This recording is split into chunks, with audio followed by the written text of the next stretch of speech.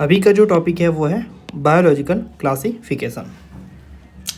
तो चलिए second chapter को स्टार्ट करते हैं, बायोलॉजिकल क्लासिफिकेशन, जिसमें सबसे पहला टॉपिक जो एनसीईआरटी लेती है वो इंट्रोडक्शन को लेकर लेती है, जिसमें अरिस्टोटल आते हैं और वो मॉर्फोलॉजिकल कैरेक्टर को यूज करके प्लांट को ट्री, सर्ब एंड हर्ब में डिवाइड कर देते हैं और एनिमल को आरबीसी प्रेजेंट है या नहीं इस बेसिस पे एनिमल को डिवाइड कर देते हैं। उसके बाद टू किंगडम क्लासिफिकेशन आता है जो लीनियस देते हैं, जो प्लांट और एनिमल में कन्वर्ट कर देते हैं दो किंगडम बनाकर, जिसमें जिसका डिसएडवांटेज की बात एनसीईआरटी करती है। एक तो प्रोकैरियोटिक और यूकैरियोटिक में डिफरेंशिएट नहीं कर पाए, एक यूनिसेलुलर मल्टीसेलुलर में, और एक न्यूट्रिएंट्स के बिहेवियर के फोटोसिंथेसिस हैं, ऑटोट्रोपिक हैं, हेटेरोट्रोपिक इस बेसिस पे। फिर आता है 5 किंगडम क्लासिफिकेशन जो रॉबर्ट व्हाइटेकर देते हैं, और वो कैरेक्टर कौन कौन से यूज करते हैं वो है सेल के type, prokaryotic, eukaryotic, cell wall के बेसिस पे, and body organisation, nuclear membrane है या नहीं है, मोड ऑफ न्यूट्रिशन, इन सब के बेसिस पे 5 किंगडम क्लासिफिकेशन रॉबर्ट व्हाइटेकर देते हैं। उसके बाद फंजाई की कुछ एनसीईआरटी जो इंट्रोडक्शन में बात लिखती है वो लिखती है कि फंजाई है ये हेटेरोट्रोपिक है, इसकी सेल वॉल है जो काइटिन की बनी, जो एक टेबल है ना इसकी ये डाटा है। फिर एनिमेलिया की बात होती है, एनिमेलिया में कि भाई सेल वॉल प्रेजेंट नहीं है और ये हेटेरोट्रॉप है जिसमें ये होलोजोइक एंड स्पोरोफाइटिक है, जबकि हेटेरोट्रॉफ है फंजाई जिसमें पैरासिटिक एंड स्पोरोफाइटिक है। स्पोरोजो ओके हाँ राइट। उसके बाद बात करते हैं अपन सेल वॉल प्रेजेंट है इस बेसिस पे क्लेमाइडोमोनास एंड स्पाइरोगेरा को एल्गी के अंदर रखा गया। किंगडम प्रोटिस्टा है उसको साथ में रखा जाता है क्लोरेला एंड क्लेमाइडोमोनास के साथ, किसके साथ, पैरामीशियम एंड अमीबा के साथ, क्योंकि इसमें सेल वॉल प्रेजेंट है इस बेसिस पे।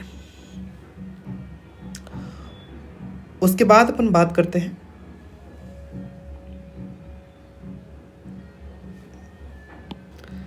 Classification system. Okay classification system और क्या इंक्लूड करता है, मॉर्फोलॉजिकल, फिजियोलॉजिकल तो करता ही है, उसके साथ रिप्रोडक्शन में फाइलोजेनिक सबसे इंपॉर्टेंट जो लाइन है कि फाइलोजेनिक को भी इंक्लूड करता है, जिसका मतलब इवोल्यूशनरी रिलेशनशिप है, उन सबको कॉन्क्लूड करते भी ये क्लासिफिकेशन करता है। सबसे पहला ग्रुप जो आता है मोनेरा। मोनेरा में क्या है, मोनेरा के सोल मेंबर्स बैक्टीरिया है और उनकी टाइप है जो स्पेरिकल है जो कोकस है, रॉड शेप है जो बेसिलस है, कॉमा है जो विब्रियो है, स्पाइरल है जो स्पाइरुलम है। उनकी सेल वॉल है जो नॉन सेलुलॉजिक है, जो पॉलीसेकेराइड एंड एमिनो एसिड की बनी हुई है मोनेरा के अंदर। सबसे पहले आर्कीबैक्टीरिया की बात करता है। आर्कीबैक्टीरिया के हैबिटेट जो साल्ट में रहते जो हेलोफाइल है, और हॉट स्प्रिंग में रहते हैं जो थर्मो एसिडोफिल है, मार्स एरिया में मिथेनोजन रहते हैं जो रूमिनेंट एनिमल की गट्स में पाए जाते हैं। ये डिफरेंट क्यों है अलग बैक्टीरिया से, क्योंकि इसकी सेल वॉल है जो डिफरेंट टाइप की बनी हुई है, जो रिस्पॉन्सिबल रखती है इसको एक्सट्रीम कंडीशन में बनाए रखने में। फिर यू बैक्टीरिया की बात करते हैं। सबसे पहले साइनोबैक्टीरिया आता है जिसे अपन ब्लू ग्रीन एल्गी बोलते हैं। ये यूनिसेलुलर हो सकता है, colonial, filamentous and marshy and fresh area में रह सकता है, टेरेस्ट्रियल हो सकता है। इसमें क्लोरोफिल ए पाया जाता है ग्रीन प्लांट की तरह, और ये फोटोसिंथेटिक है और ऑटोट्रॉफ भी है ऑब्वियसली। ओके उसके बाद माइकोप्लाज्मा की बात करता है एनसीईआरटी, जिसमें स्मॉलेस्ट लिविंग सेल कहकर इसको कहता है, और इसमें बिना ऑक्सीजन के सर्वाइव कर सकता है, ऑक्सीजन में भी सर्वाइव कर सकता है। इसमें सेल वॉल प्रेजेंट नहीं होती है और ये पैथोजेनिक है प्लांट और एनिमल दोनों के लिए। उसके बाद एनसीईआरटी बैक्टीरिया के बारे में बात करती है कि इसकी स्ट्रक्चर तो बहुत सिंपल होती है भाई साहब, बट इसका बिहेवियर बहुत कॉम्प्लेक्स टाइप का होता है, इसलिए most extensive metabolic diversity show करता है। इस बात को ध्यान रखेंगे। फिर ये बात करता है कि फोटोकेमिकल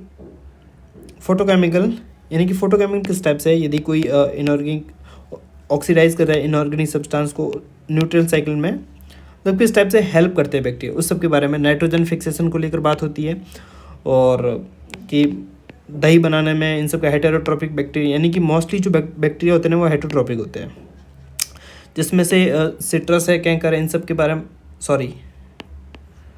मोस्टली होते हैं जो हेटेरोट्रोपिक होते हैं, जिसमें से एग्जाम्पल एनसीईआरटी देती है कि कर्ड का फॉर्मेशन करना है मिल्क से, एंटीबायोटिक है, ये सब क्या है, हेटेरोट्रोपिक बैक्टीरिया है। उसके बाद कुछ डिसऑर्डर है जो बैक्टीरिया कॉज करते हैं, उनके बारे में बात आती है, जो chlorella, typhoid, citrus and canker ये था। ठीक है। उसके बाद प्रोटिस्टा किंगडम स्टार्ट होता है, इसकी बाउंड्री नॉट वेल डिफाइंड है और सिंगल सेल यूकैरियोटिक इसमें पाए जाते हैं। प्रोटिस्टा के अंदर सबसे पहले क्राइसोफाइट आता है, जिसे अपन डाइटम या गोल्डन एल्गी कहते हैं, जिसमें डेस्मिड प्रेजेंट होता है और पैसिवली फ्लोट करता है पानी के अंदर। और इसका सेल वॉल जो सिलिका से बने हुआ है, जो इंडिस्ट्रक्टिबल है, और इसकी बॉडी है जो सोप के बॉक्स लाइक है। एंड ये डाइटमी से अर्थ बनाती है, जिसका यूज अपन पॉलिशनिंग एंड ऑयल प्यूरिफिकेशन में करते हैं। ये चीफ प्रोड्यूसर कहलाते हैं ओशियन के, कौन? क्राइसोफाइट। उसके बाद डाइनोफ्लेजिलेट की बात करता है, जो मोस्टली मैराइन है, और कलर इसका डिपेंड करता है कौन सा पिगमेंट उसमें प्रेजेंट है। बाइफ्लेजिलेटेड है, इसकी सेल वॉल है जो सेल्यूलोजिक है आउटर साइड से। और बात करते हैं फिर ये रेड टाइड यानी कि रिस्पॉन्सिबल है रेड टाइड के लिए डाइनोफ्लेजिलेट, जो कि सी के कलर को रेड बना देते हैं और टॉक्सिन रिलीज करते हैं, जिससे मैराइन स्पीसीज की डेथ भी होती है। इसका एग्जांपल देती है गोनियरेक्स को देकर। फिर यूग्लिनोड की बात करते हैं, जो फ्रेश वाटर ऑर्गेनिज्म है, स्टैग्नेंट वाटर की बात करता है, और इसमें लाइट का प्रेजेंस है तो ये फोटोसिंथेसिस करेंगे, और लाइट एब्सेंट होते ही प्रीडेटर की तरह काम करेंगे। और इसमें बाइफ्लैजिलेट है, एक शॉर्ट है एक लॉन्ग है, 2 फ्लैजिला है इसमें भी सेल वॉल एब्सेंट है। एंड इसमें प्रोटीनीसिस पेलिकल पाए जाते हैं, और इसका एग्जांपल है यूग्लिना।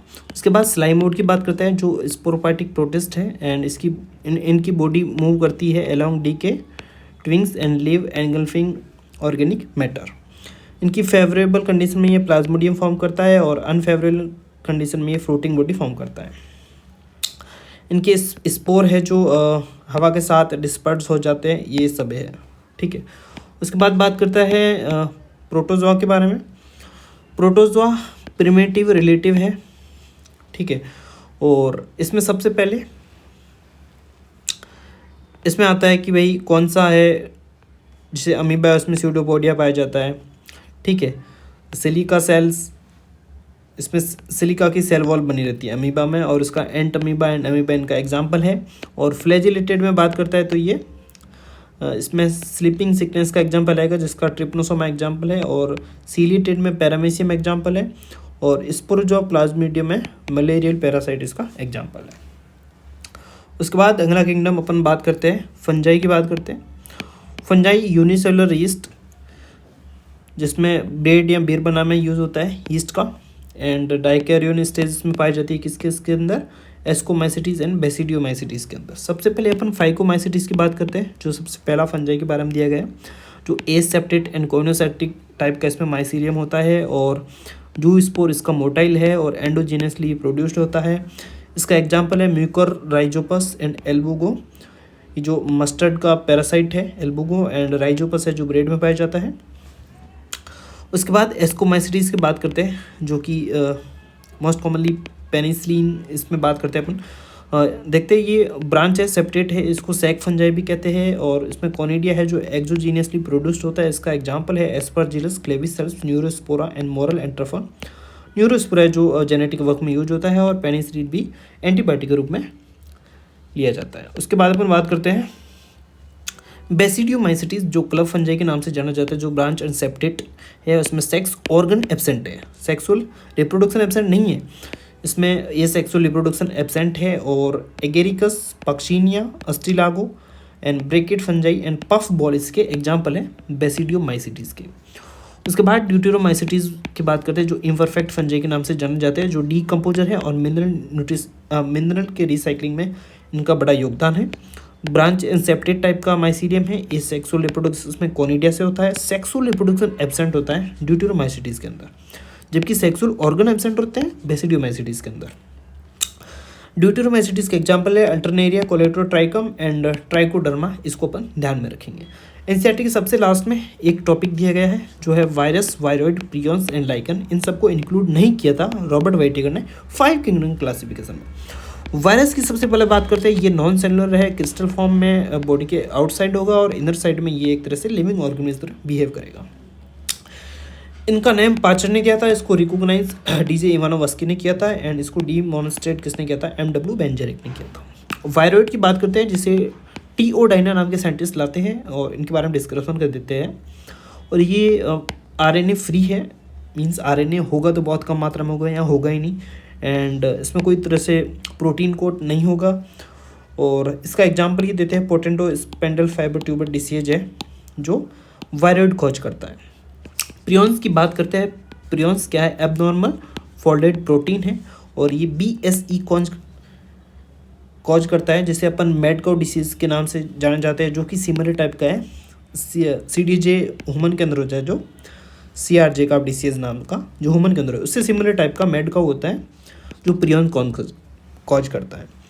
फिर लाइकेन की बात एनसीईआरटी करती है सबसे लास्ट में, जो कि सिम्बायोटिक एसोसिएशन है एल्गी एंड फंजाई का, जिसमें फाइकोबैंट एल्गी के नाम से जाना जाता है, फाइकोबैंट एल्गी के नाम से, और माइकोबैंट फंजाई के नाम से जाना जाता है। ठीक है, इसमें ये पॉल्यूशन का इंडिकेटर है और ये ग्रो नहीं करता है पॉल्यूटेटेड एरिया में। तो इस टाइप से आपका जो सेकंड चैप्टर है बायोलॉजिकल क्लासिफिकेशन, उसका होता है एंड। ठीक है, उसके बाद स्टार्ट करेंगे अपन नया चैप्टर